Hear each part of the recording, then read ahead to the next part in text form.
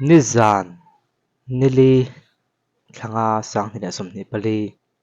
antia tlem na kai to nizan chu ni che to no nizan ma sa ni to hemia india ma league sang bang ISL Mumbai City FC champion puitu player poimo pani zoram zoram farin lal eng moya ralte apuya kan ti kha khamile alian zuala changte elzet changte te chu voin khan an mangai bezo kama kon hong halin lengpui airport a chung khat le thrian tha ten an lo huwa ka zoram farin du om te peng war na chuan kan ngai hluin an hlo tlin hi ro pui kan ti tak se ta hlo tlin na chang zel tu kan du sakna kan hlan an ron tia hema ko chu hema video hianin i han en tangwang la khai o han ti tu huang chu chu comment hi chiang han tu mama ko chu comment hi ab lang mo deuh lak en phatang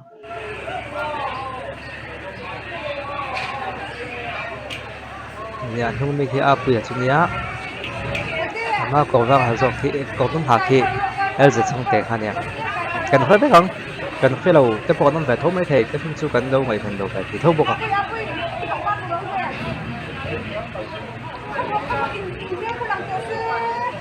khriat lo chin ni lo ne khilai ka chen an lo ma ti khen an pan hi khin ni ti kha chiang khang me a ama khilo tam pan he mi te pan hi chu enga mo tak chu ni mo ti kha khriat kan me ni te chuanin ti khen kha ten lak puya te lai laya chu ti pa khen kha lak pui ve du ta ni ti khen el ze chang te chu khi lak pui du ti lang ta ni an si baya kal le dei a pui po si be lem lo te lai tak khenin thil pa ngai mai mai mo ti mai thema ko chu a nung lo om ve a pui tang hin nuam don lo tu ka khat en taula tiếng ní khối cho nên bên vàng hay ngay khop mày kan lo phok lek to chin an chang kan lo khelo pon mai thea ma ko chu an hnunga ding ve a pui khin thil hausa ni lawa ten akwa do ni pon a lai khin ding se ten pan hi teng han kwa ta jok ta se a tu tan ve ve pon hom do na ma ko chu mo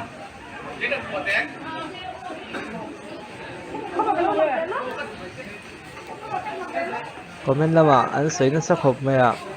na ko chu ti ve vak lo mang kha kha ni khalai te kha ania ei awkward moment ten ti thun mo tlema lai de tut nuam lo ang kan ta ka om lai vel kha lai ta khi thumbnail tan kan mang anga kan ano de nge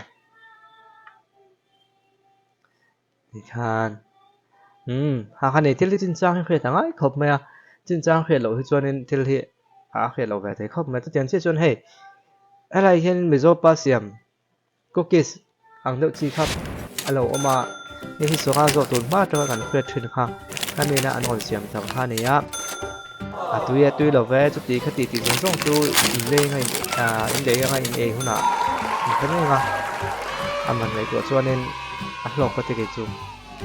apua loi thea e mizo pa thil siam kan ei hian mizo pa thil siam kan lei sak te hian mizo nam chan na zel ani vai pa in thil siam a siama mizo pa in thil kan siam ve le mizo pa thil siam kan lei zo chum vai pa kha ang ro mun danga kan zo mai danga de mai don ani vai pa thil siam kan lei zel kha chuanin vai pa kan bul zel ti na chu chu ka han soi do kan nei chu ti chuanin a panhina chuan private agency humtoma CM pu te kan chiang lenga Mizoram Pradesh Youth Congress Committee chuan ninga thlanga sang hina somni pali chhun khan Aizawl Press Club a press conference an neya private agency te humtoma Chief Minister laldu oma an pu MPYCC khruai tu te chuan lekha a thelu tuma Chief Minister laldu oma lekha an thelu tuma Mizoram Private Placement Agencies Act sang hina som panga fel hlele bil abila tholo anga soi chu makan ti thu soin private agency humutum niin an kan khriap he dan dik hlele abila tholo anga CM na pu na hi bel chian dol lo ani he da na Mizoram pona huwa pa wanga dik hlelanga soi hi dik lawa Mizoram pona placement agency te hian placement an ti the nge ngai zok an ti Mizoram pona placement an ti the na beyond the boundaries of Mizoram ti Mizoram Sarkar an dan lo CM zok nia soin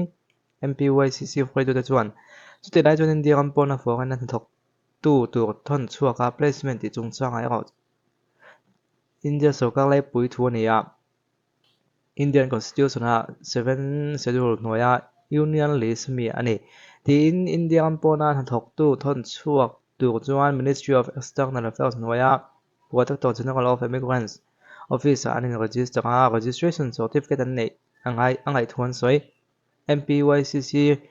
way to taxi in Mizoram Private Placement Agency Regulation diktok lo dik nga khami fel hel nga bil tho lo ti soi chu dik lo ti soin section 8 sub section ปฐมไม่เชื่อกลุ่มส่วนประเภทลิงเหล่าทกทนสัวขับได้เนี่ยอาจารย์ชื่อไม่ชนะปังกลุ่มส่วนประเภทปลิงเหล่าดูใบทนตัวเฮียนให้ด่านเฮียนบทเชิงให้จอกนี้กันเขียให้บ้ากับเฮียนมีดังพาสปอร์ตมังงะอันเกิดเดียวแหละเสียฮีด่านบทเชิญนั่นสิเรสต์กัน human trafficking อันนี้บอกตีน KCC เรสแลนด์ตีนั้นสวยอ่ะว่าทุยแบบไม่ชนะปังปันนี้